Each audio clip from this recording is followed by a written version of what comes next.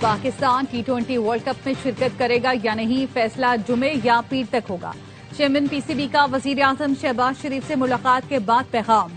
X پر لکھا، احتجاج سے متعلق تمام آپشنز وزیر اعظم کو بتائے۔ وزیر اعظم نے کہا تمام آپشن سامنے رکھ کر معاملہ حل کریں۔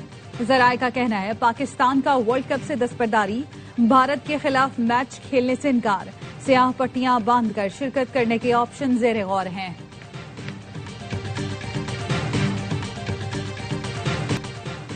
قیمتی پتھروں کی برآمدات سے قیمتی زر مبادلہ کمایا جا سکتا ہے۔ جیم سٹونز کے ذخائر کی تعداد کو بروئے کار لانے کی ضرورت ہے۔ وزیر اعظم شہباز شریف کی زیر صدارت قیمتی پتھروں اور معدنیات کے فروغ سے متعلق اجلاس میں گفتگو۔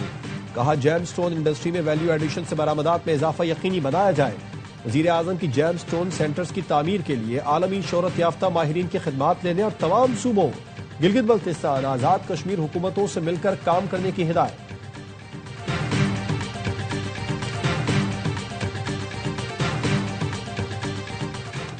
اور ملکہ کوثر مری میں برف باری کا چوتھا سپیل زور و شور سے جاری۔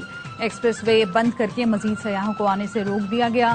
انتظامیہ ہائی الرٹ، پہلے سے موجود سیاح موسم سے خوب لطف اندوز ہو رہے ہیں۔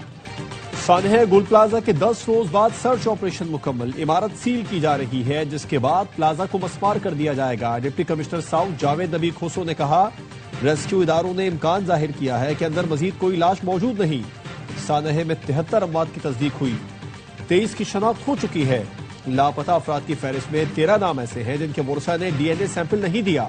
اگر وہ سیمپل نہیں دیں گے تو ان کے نام لسٹ سے نکال دیں گے۔ گل پلازا کی بیسمنٹ کے راستوں پر تالے لگے ہوئے پائے گئے۔ ریسکیو ٹیموں نے ویڈیوز اور دیگر شواہد سے اعلیٰ حکام کو آگاہ کر دیا۔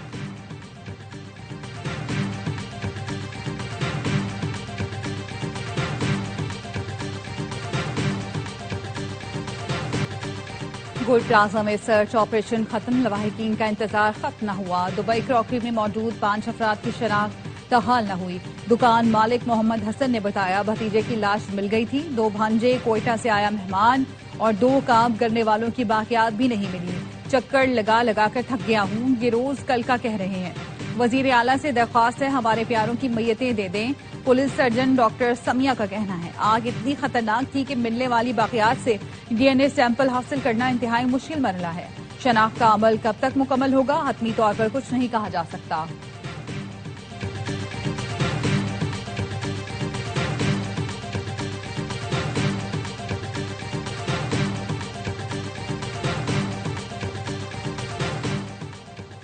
سندھ میں فورینزک سائنس لیب کے قیام میں تاخیر، خصوصی گاڑیاں موجود مگر عملہ اور عمارت نامکمل۔ سندھ فورینزک لیب 2020 سے اب تک کیوں نہ بن سکی؟ ARY news Sindh forensic lab کے قیام میں تاخیر پر میٹنگ اور وزٹ کے 17 اکتوبر کے منٹ سامنے لے آیا۔ سندھ فورینزک لیب میں تاخیر پر ہوم سیکرٹری کے کچھ جوابات غیر تسلی بخش تھے۔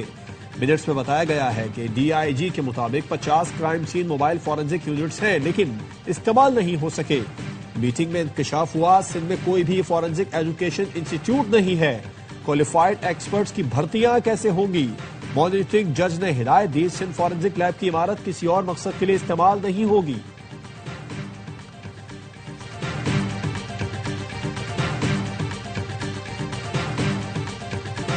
کوئٹہ میں برف باری کے بعد بچوں کی عید ہو گئی، کہیں اسنومین تیار کیا گیا تو کہیں بچے برف کے گولے بنا کر کھیل میں مصروف ہیں۔ بچوں کا کہنا ہے برف سے کھیلنے میں اتنا مزہ آتا ہے کہ سردی بھی نہیں لگتی۔ کوئٹہ میں ہونے والی دوسری برف باری شاید بچوں کی دعاؤں کا ہی نتیجہ ہے۔ برف میں کھیلتے بچوں کے ساتھ بڑوں نے بھی اپنے بچپن کی یادیں تازہ کی۔ چمن میں کوزک ٹاپ کے مقام پر کئی گھنٹے مسلسل آسمان سے روئی کے گالے برستے رہے۔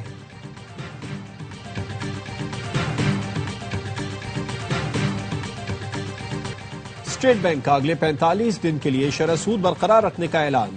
گورنر اسٹیٹ بینک جمیل احمد نے شرح سود 10.5% پر برقرار رکھنے کا اعلان کیا۔ انہوں نے کراچی میں پریس بریفنگ کے دوران بتایا کہ شرح سود برقرار رکھنے کی بنیادی وجہ مہنگائی ہے۔ مہنگائی کی شرح 7.5% پر برقرار ہے۔ جون میں مہنگائی 7% سے اوپر جا سکتی ہے۔ برآمدات میں کمی اور درآمدات میں اضافہ ہو رہا ہے۔ لارج اسکیل مینوفیکچرنگ میں مسلسل اضافہ ہو رہا ہے۔ زرعی پیداوار اس سال بہتر ہوتی نظر آ رہی ہے۔ جون تک زر مبادلہ کے ذخائر $18 ارب سے اوپر ہوں گے۔ صدر FPCCI عاطف اکرام شیخ کا کہنا تھا کہ پالیسی ریٹ کم نہ کرنے پر بزنس کمیونٹی کو تحفظات ہیں۔ بزنس کمیونٹی نے شرح سود میں 3.5% کمی کا مطالبہ کیا تھا. شرح سود کو بلا وجہ ڈبل ڈیجٹ رکھا جا رہا ہے. ایکسپورٹ کا ٹارگٹ حاصل کرنا ہے تو شرح سود فوری 7% پر لایا جائے.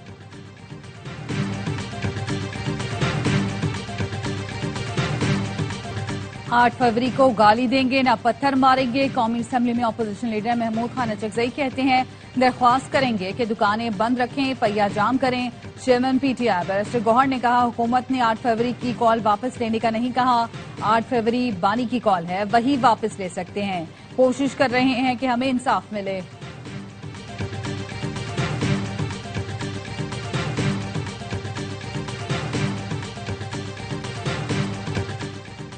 مستقل اور پائیدار امن کے لیے پالیسی بنانا ہوگی. منصوبہ ساز تمام سٹیک ہولڈرز کو ساتھ بٹھا کر پالیسی بنائیں. بند کمروں کے فیصلے مسلط نہیں کرنے دیں گے. وزیر اعلیٰ کے پی سہیل آفریدی کہتے ہیں مجھے دبانے کی کوشش کی مگر آج بھی عوام کے ساتھ کھڑا ہوں. پہلے اسمگلر اور پھر دہشت گرد کہا, مقصد مجھے نیچا دکھانا تھا. وفاق کے ذمے آج بھی آئی ڈی پیز کے 52 ارب روپے بقایا ہیں. وزیر اعلیٰ کی عدم ادائیگی پر وزیر اعظم کو خط لکھا. قومی ذمہ وفاقی فنڈز کی عدم ادائیگی مالی بحران کا باعث بن رہی ہے. معمول کی ماہانہ NFC منتقلیوں کی روک تھام آئین کی خلاف ورزی ہے. وزیر اعلیٰ کا وزیر اعظم سے ذاتی طور پر فوری توجہ دینے کا مطالبہ.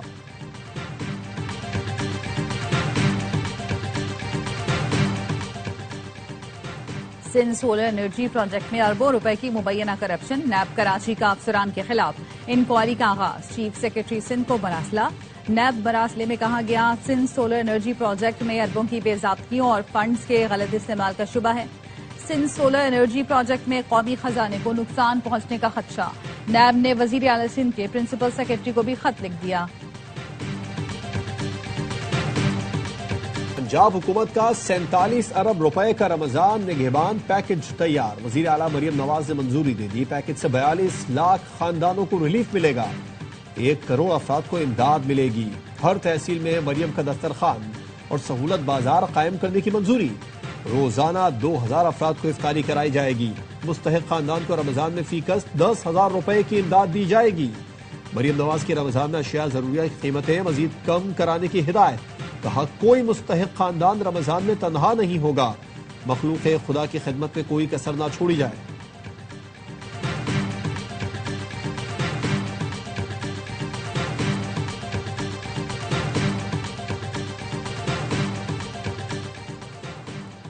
سندھ حکومت نے منہ زور افسروں کو عہدوں سے ہٹانا شروع کر دیا. ذرائع کے مطابق گریڈ 20 کے سیکرٹری بلدیات رفیق قریشی, سیکرٹری صحت ریحان بلوچ کو ہٹا دیا گیا. دونوں وزراء سے زیادہ طاقتور سمجھے جاتے تھے. گریڈ 20 کے میونسپل کمشنر افضل زیدی اور سیکرٹری محنت اسد اللہ بڑو کو بھی ہٹایا گیا. اسپیشل سیکرٹری بلدیات محمد علی شاہ کو بھی رپورٹ کیا گیا جو 19 گریڈ میں ہو کر گریڈ 20 کی پوسٹ پر تعینات تھے. بیوروکریٹ ضمیر عباسی کو بھی رپورٹ کر دیا گیا. کراچی کے نارتھ ناظم آباد بلاک ایف میں 24 گھنٹے قبل بنائی گئی نئی سروس روڈ کو کے الیکٹرک نے کھود دیا. کے الیکٹرک حکام کا موقف ہے کہ انڈر گراؤنڈ کیبل فالٹ درست کرنے کے لیے سڑک کھودی گئی.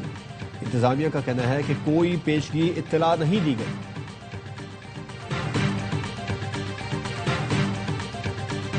گلشن اقمال کراچی میں درخت کس نے کاٹے, KMC نے TMC کو ذمہ دار ٹھہرا دیا. پولیس نے بتایا درخت کاٹنے والے مزدوروں نے KMC کا لیٹر دکھایا. سندھ سالڈ ویسٹ کے سپروائزر کا کہنا ہے KMC کی اجازت کے بغیر TMC کام نہیں کر سکتی. KMC نے مقدمہ درج کرایا. میئر کراچی کا کہنا ہے درختوں کی کٹائی کرنے والوں سے سختی سے نمٹا جائے گا.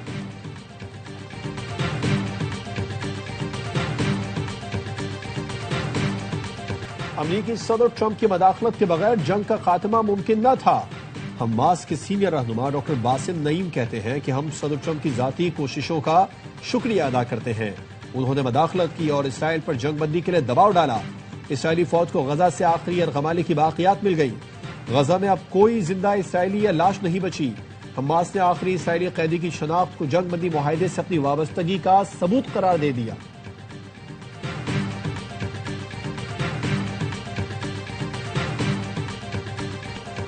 سعودی عرب اور UAE کے تعلقات میں یمن رکاوٹ نہیں. سعودی وزیر خارجہ فیصل بن فرحان کا کہنا ہے دونوں ملکوں کے اسٹریٹجک روابط انتہائی اہم اور پورے خطے کے مفاد میں ہیں. یمن کے معاملے پر کچھ اختلافات موجود ہیں مگر یہ گہرے اور برادرانہ تعلقات کی مضبوطی میں رکاوٹ نہیں۔ خطے میں پائیدار امن اور ترقی کے لیے مل کر کام کرنے کا عزم برقرار ہے۔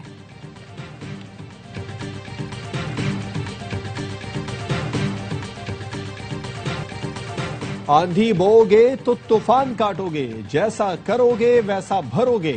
تہران کے انقلاب اسکوائر میں بڑا بل بورڈ نصب۔ امریکہ اور اسرائیل کو انتباہ، طیارہ بردار جہاز کے ڈیک پر بکھرے ہوئے طیارے دکھائے گئے ہیں۔ شہریوں کا کہنا ہے کہ امریکی دھمکیاں صرف الفاظ تک محدود ہیں، ایران اپنی طاقت پہلے ہی دکھا چکا۔ یہ منظر امریکی صدر ٹرمپ کے بحری بیڑے کی دھمکی کے بعد سامنے آیا۔ امریکہ کی کئی ریاستیں برفانی طوفان کی لپیٹ میں، شدید برفباری اور بارش کے دوران حادثات میں 16 افراد ہلاک، 24 ریاستوں میں ایمرجنسی نافذ، کروڑوں افراد متاثر، 16,000 پروازیں منسوخ۔ Washington, new York, Texas, Oklahoma, new Jersey سمیت درجنوں ریاستوں میں شدید برفباری، بارش اور سرد ہواؤں کا راج۔